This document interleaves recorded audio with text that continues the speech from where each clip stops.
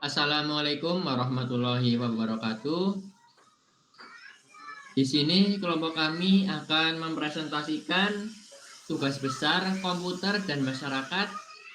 Di sini kami mengambil jurnal berjudul Analisis Pemanfaatan Teknologi Green Computing dalam mendukung kinerja manajemen institusi pendidikan.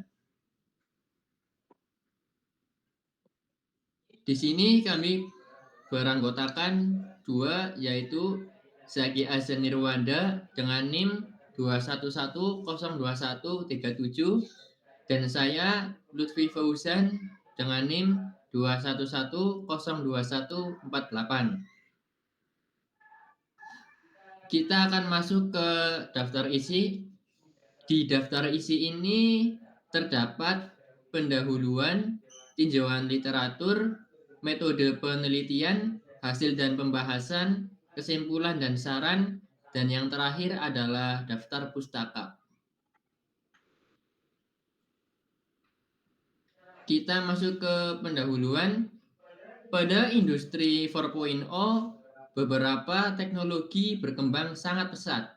Di antaranya dibuktikan dengan banyaknya tuntutan pemrosesan data, peningkatan kecerdasan buatan, dan sistem komputasi yang menembus berbagai aspek. Aspek-aspek tersebut diantaranya ada di aspek bisnis, aspek industri, aspek pemerintahan, dan aspek pendidikan yang akan kita bahas.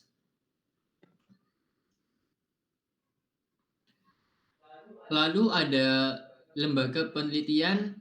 Di sini terdapat dua lembaga, yaitu National Renewable Energy Laboratory atau NREL dan Departemen Energi.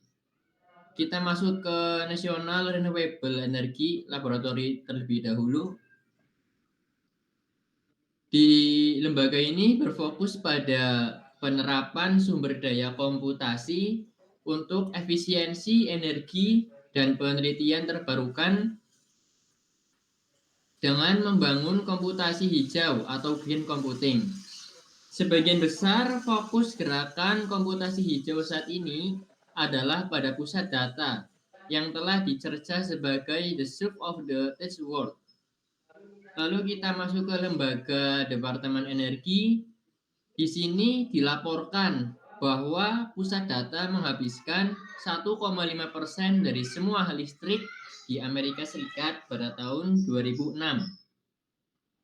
Dan permintaan daya mereka tumbuh 12% per tahun. Jika tingkat konsumsi pusat data saat ini berlanjut, Curtis memperingati mereka akan mengkonsumsi 100 miliar kWh energi dengan biaya tahunan $7,4 pada tahun 2011. Sangat tinggi sekali ya. Lalu kita masuk ke terobosan alternatif.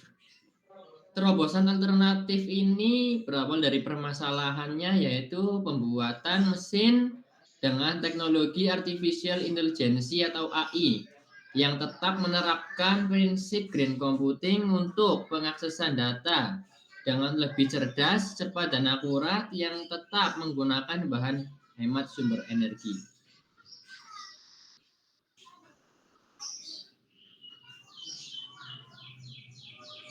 Selanjutnya ada tinjauan literatur.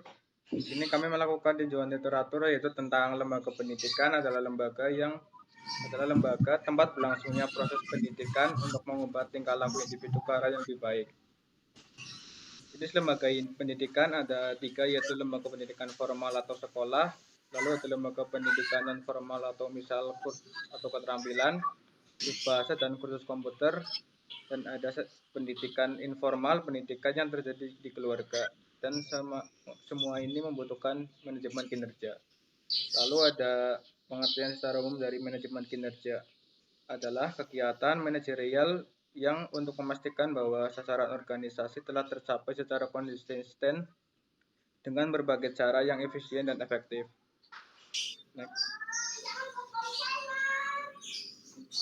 Lalu ada Teknologi yang menurut KBBI adalah metode ilmiah untuk mencapai tujuan praktis, ilmu pengetahuan, terapan, atau keseluruhan sarana untuk menyediakan barang-barang yang diperlukan bagi kelangsungan dan kenyamanan hidup manusia.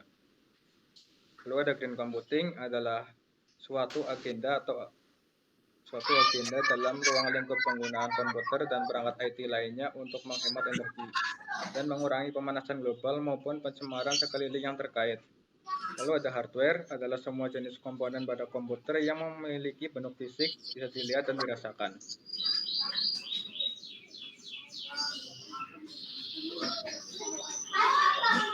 Metode penelitian. Di sini pendekatan yang digunakan adalah literatur review.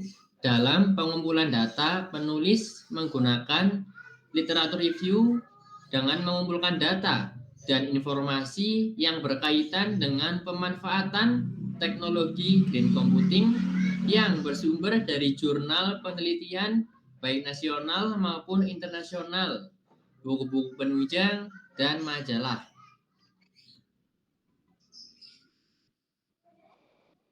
Selanjutnya, hasil dan pembahasan. Dalam implementasinya, terdapat banyak aspek yang terkait dengan komutasi hijau.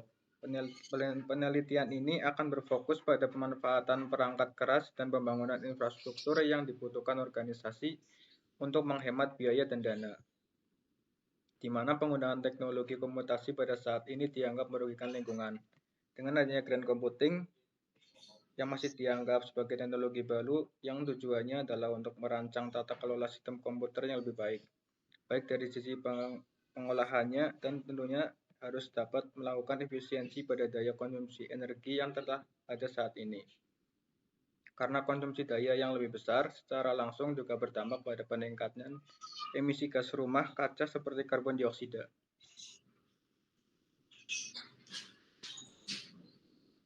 Penerapan konsep green computing di lingkungan pendidikan meliputi 1. Ajarkan mahasiswa untuk menggunakan sistem pembelajaran online universitas untuk mendukung proses perkuliahan dan pembelajaran sehingga konsumsi kertas dan konsumsi daya yang berlebihan dapat diminimalkan.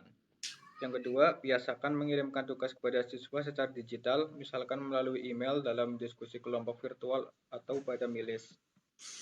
Yang ketiga, usahakan untuk mencerahkan agar tidak membuang barang-barang elektronik seperti handphone, laptop, monitor, dan lain-lain, karena akan merusak lingkungan dan berdampak negatif.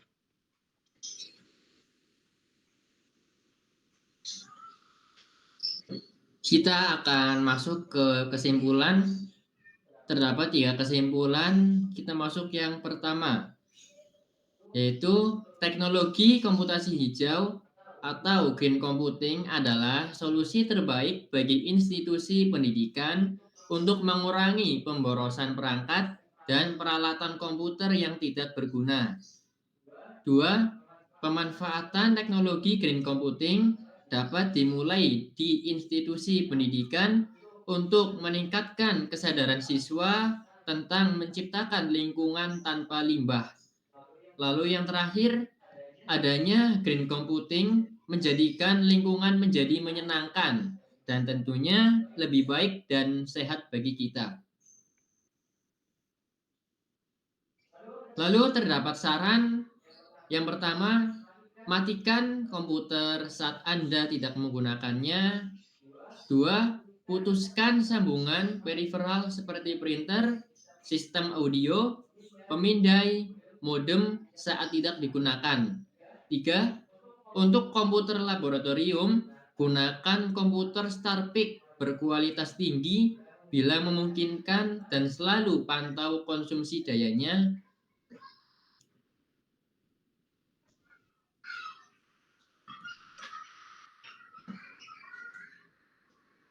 Lalu di sini ada beberapa daftar pustaka saat kelompok kami mengerjakan jurnal ini.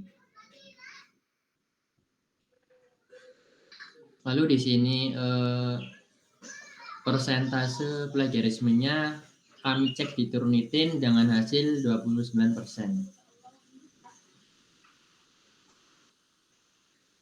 Baik, terima kasih. Mungkin presentasi kami cukup. Mohon maaf apabila terdapat penjelasan yang kurang jelas. Terima kasih. Wassalamualaikum warahmatullahi wabarakatuh. Waalaikumsalam warahmatullahi wabarakatuh.